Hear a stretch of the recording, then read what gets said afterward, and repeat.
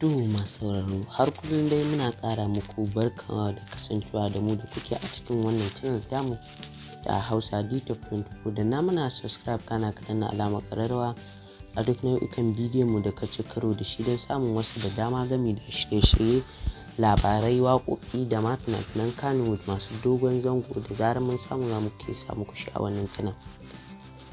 Wanda hakan ne yasa muke ƙoƙarin mu ga mun dage don ci gaba da kawo muku wannan shirye-shirye kala-kala da labarai da ma waƙoƙi da kuma labaran Kannywood ko wani abu ya faru a masana'antar Kannywood.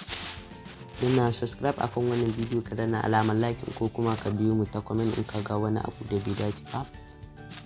Don ganin cewa muna jin ra'ayoyin masoyanmu kuma muna gane damuwarku da sauran abubuwan da kuke buƙata ku ga mu muna da shi.